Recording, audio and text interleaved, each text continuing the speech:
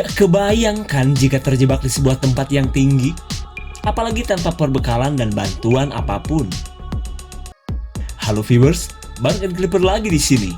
Terima kasih buat kalian yang sudah mampir ke channel ini, karena kita akan memberikan hiburan lewat penjelasan film-film kesayangan kita. Dan untuk kali ini, Ed Clipper akan ngasih klip dan review tentang sebuah film yang bertemakan bertahan hidup. Film ini berjudul Fall tahun 2022, menceritakan kelakuan konyol dua selebeo seksi yang doyan teterekelan dan memanjat tebing.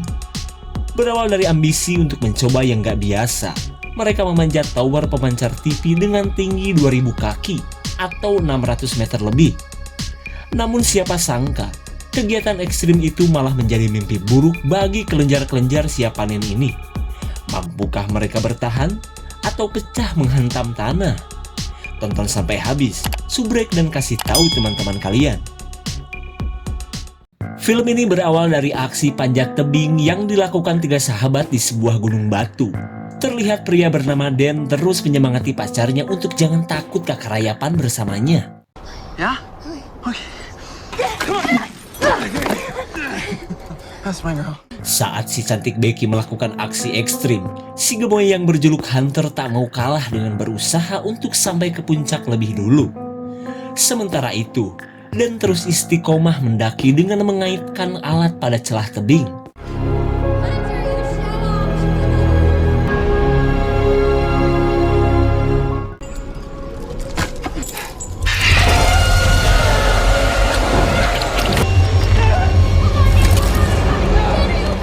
Tanpa diduga, celah yang dipilih Dan malah apartemen seekor burung.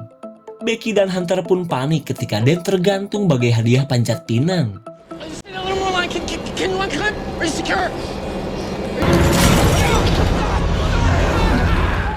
Tak kuat menahan beban tubuh dan dosa Dan, pengait pun lepas hingga Dan terjatuh bebas menghantam bumi. Dan inilah Fall 2022. 1 tahun berlalu, Becky yang gagal move on masih tersiksa dengan kematian si AA Dan yang memiliki belalai panjang gede meskipun sedikit bengkok. Selama itu pula, si ayah tak kenal lelah untuk menyadarkan Becky dari kesedihannya. Akan tetapi, Becky sudah muak dengan bacotan template ayahnya yang itu-itu aja. Bahkan, Becky sudah berani berkata kasar terhadap ayahnya sendiri. Terlihat si ayah pun kecewa dengan sikap durhaka Becky yang akhirnya pergi begitu saja. Di keesokan harinya, Becky ditemui Hunter yang sudah lama tak bertemu dan nongki sambil gibahin tetangga. Melihat kondisi Becky yang kusut, Hunter bisa mengerti karena yang namanya kehilangan pacar berbeda dengan kehilangan keperawanan. Ya iyalah. Lalu, vlogger gemoy dan seksoy ini mengajak Becky untuk menaklukkan sebuah menara TV yang terbengkalai. Akan tetapi, Becky menolak karena sejak kematian pacarnya, ia tidak pernah mendaki selain naik genteng untuk benerin antena. Kemudian, Hunter mengatakan jika Becky harus berani melawan ketakutan. Ia pun yakin cara ini akan membuat Becky tegar dan bisa move on. Di hari berikutnya, Becky akhirnya setuju dengan rencana gila Hunter. Ia pun sudah tidak peduli dengan ketakutannya. Singkat cerita, dua kelenjar gemoy ini pun menuju lokasi menara yang berjarak 6 jam perjalanan. Terlihat Becky pun sudah tidak sabar merasakan adrenalin dari bahayanya ketinggian. Ketika malam datang, mereka singgah di sebuah motel sambil jajan cilok goang khas Indonesia. Di tempat ini pula, Becky melihat menara yang akan ia daki. Di keesokan harinya, mereka berangkat menuju lokasi menara dengan setelan terbaik yang bisa membuat pria jomblo kerosakan dari semak untuk berkenalan. Kemudian, Hunter memulai rekaman vlog pendakiannya untuk ia upload di situs abal-abal. Hampir saja, keaduhaian mereka tersambar oleh bemper truk. Makanya, jangan sekali-kali ngoprek HP kalau lagi nyetir. Lanjut. Singkat cerita, mereka tiba di menara pemancar yang tinggi menjulang bagai pencakar langit. Ketakutan Becky pun kembali muncul karena ternyata rangkaian besi ini sudah berkarat. Kemudian, Hunter berusaha menenangkannya sambil mengaitkan tali kepada bestinya ini. Dude, this is so cool! Holy...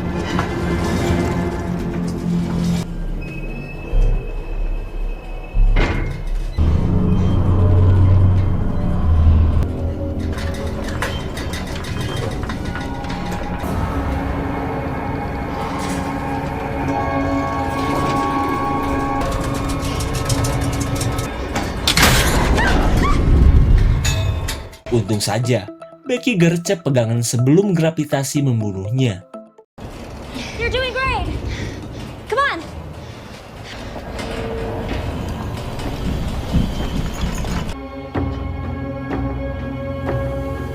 Baru setengah perjalanan, mereka istirahat di ketinggian 300 meter.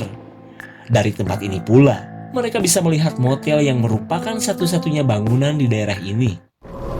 Catch up.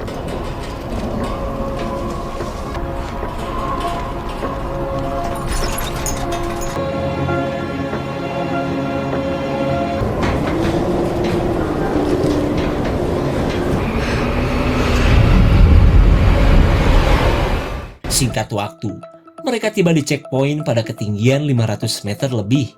Terlihat Becky pun nyorot takut saat melihat suasana dari ketinggian ekstrim. Kemudian, Hunter mengajaknya untuk melanjutkan sisa pendakian yang tinggal 60 meter lagi.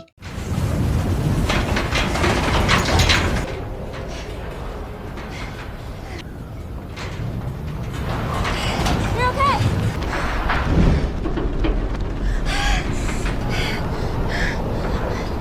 It's gonna look a little bit worse than it is. Di pendakian yang satu ini, mereka mendapat rintangan dari keberadaan parabola. Ketika Hunter berhasil melewatinya, Becky khawatir jika sampai parabola ini menjadi alasan kematiannya. "Kamu kenapa mati, Beck?" "Iya nih, gara-gara parabola." Akan tetapi, Becky berhasil melewati dan melanjutkan pendakian yang tinggal sedikit lagi. I actually really do hate you, Hunter. Hey. What was that?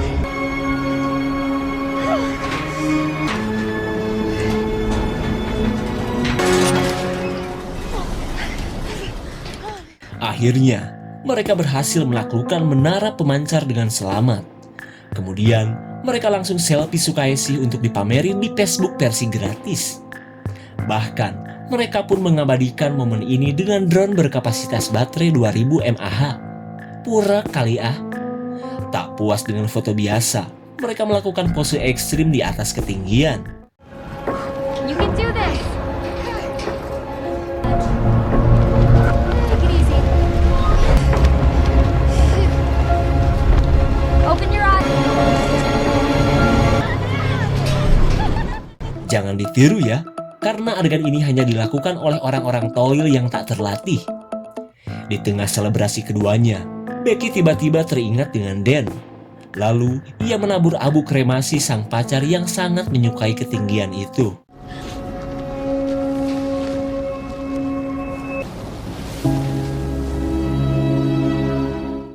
Dan kali ini, tibalah waktunya mereka untuk pulang. Lalu, Becky bergegas turun menuruni tangga yang sebenarnya sudah rapuh.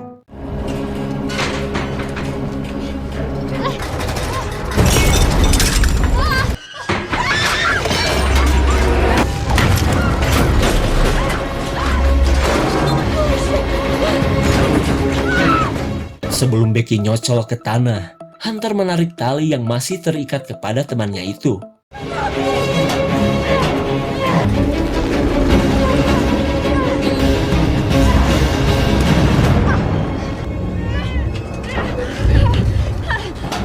I just tied him. Meskipun Becky berhasil selamat, tapi satu-satunya tangga untuk turun kini sudah tiada. Di tengah kepanikan, mereka menemukan sebuah teropong dan pistol suar tanpa merek. Akan tetapi, mereka lebih fokus dengan tas perbekalan yang terjatuh di atas parabola. Mereka pun panik karena entah sampai kapan berada di tempat panas ini jika tanpa air. Kemudian, Hunter mencoba meminta bantuan menggunakan iPhone HDC. Tapi sialnya, sinyal HP tidak ada akibat ketinggian dan pengaruh pemancar. Lalu, Hunter membuat sebuah postingan dengan menempatkan HP di bawah mereka. Kali aja ada sinyal.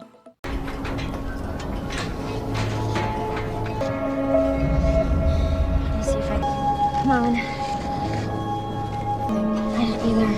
I don't think it posted. Akibat tali yang cetek, usaha mereka gagal karena HP kurang rendah.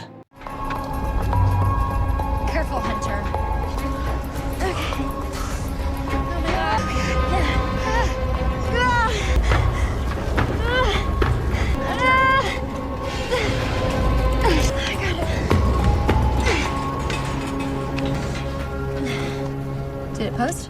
karena masih saja gagal, mereka membuat postingan permintaan bantuan dengan menjatuhkan HP menggunakan peredam benturan ala kadarnya.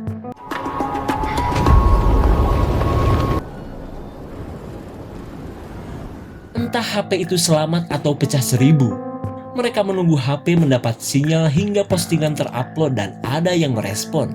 Tak lama kemudian, mereka melihat pria jabrik berada di bawah menara. Saat Becky dan Hunter teriak minta tolong, mereka tidak tahu jika HP kreditan Hunter sudah rujan hancur berkeping-keping. Lalu, Hunter melarang Becky untuk jangan menggunakan satu-satunya suar di siang bolong seperti ini karena akan sulit terlihat. Ia pun menyuruh untuk menunggu malam karena si jabrik ternyata akan berkemping di daerah ini. Okay, I got it.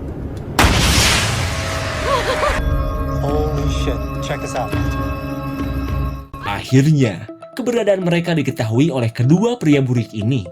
Orang-orang ini pun dengan mudah menemukan mobil milik Becky dan Hunter. Ketika Becky punya harapan, kedua orang itu ternyata adalah maling. Terlihat Becky dan Hunter pun kesal saat para maling membawa mobil mereka. Ketika tengah malam, Hunter memeriksa luka soek di paha mulus Becky. Mereka pun kini bertahan sambil menahan dingin yang seperti menusuk sampai ke tulang taleng. Di hari kedua, mereka masih bertahan dengan kondisi perut yang hanya makan angin sejak kemarin. Mereka pun kini menduga jika HP Hunter pasti sudah hancur karena tidak ada bantuan yang datang. Kemudian, mereka berencana menggunakan drone untuk meminta bantuan. Lalu, Hunter memberanikan diri untuk mengambil drone yang tersimpan di dalam tas.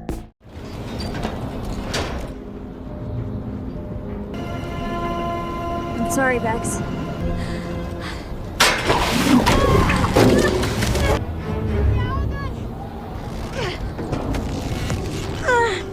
Shit! Hunter! Setelah berhasil mendapatkan tas, Hunter kebingungan untuk kembali karena tali kurang panjang.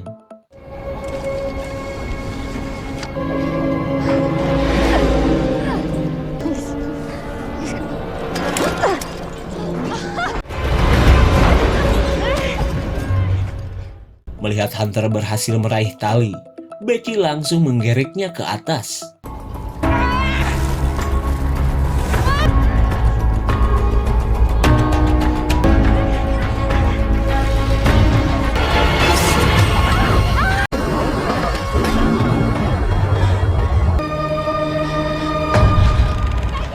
Untung saja, Hunter dengan gesit berpegangan pada tas sebelum tubuhnya membentur tanah. Dan setelah berhasil selamat, mereka membuat catatan minta tolong sebelum drone diterbangkan ke arah motel.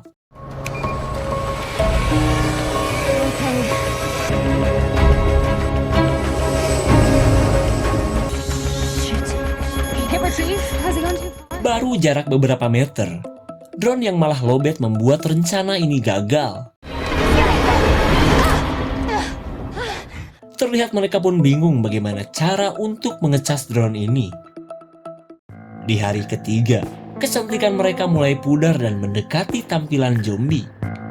Dan kali ini, Becky berusaha untuk mengecas drone menggunakan dudukan bohlam pada menara.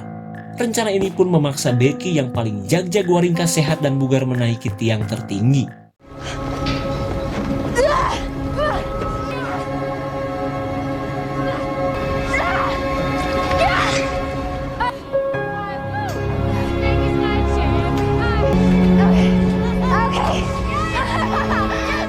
Melihat dudukan bohlam, Becky melakukan segala cara agar sumber listrik ini bisa terhubung pada kepala charger drone.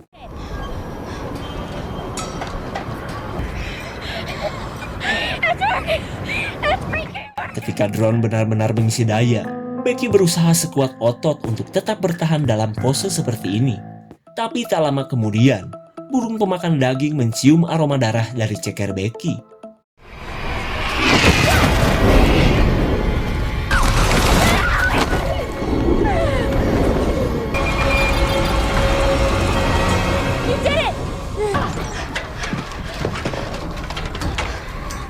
Akhirnya, baterai drone terisi penuh. Lalu, mereka langsung menerbangkan drone menuju motel. Keep going.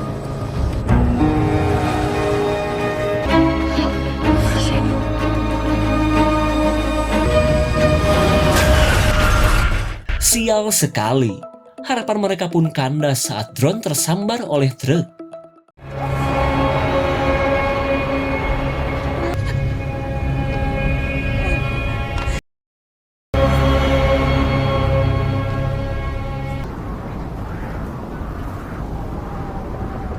Dalam kondisi yang kian melemah, Becky berniat untuk menjatuhkan HP miliknya menggunakan sepatu Hunter yang tersisa.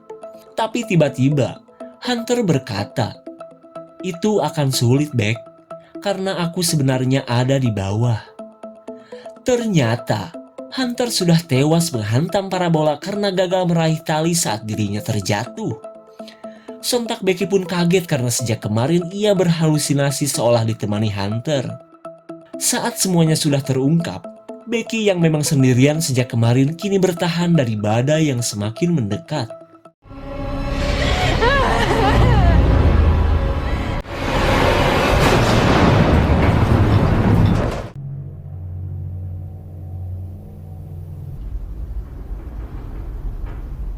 Di hari berikutnya, si burung melekok kembali untuk sarapan dengan menikmati luka di ceker Becky. Tapi si burung tidak tahu, Becky lebih lapar darinya.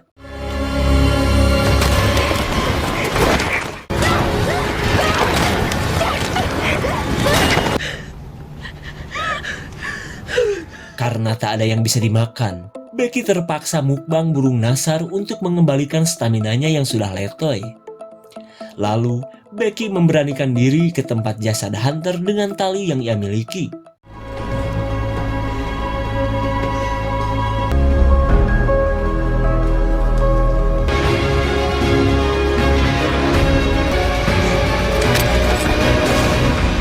Setibanya di lokasi, Becky menuliskan SMS permintaan bantuan kepada ayahnya. Karena sudah terbukti gagal, Becky tidak menggunakan sepatu Hunter saja sebagai peredam benturan.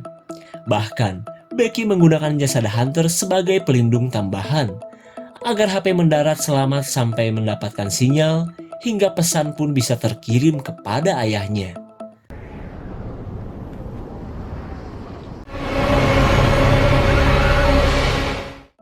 Beberapa jam berlalu, si ayah yang sudah menghubungi polisi sedang menuju tower pemancar.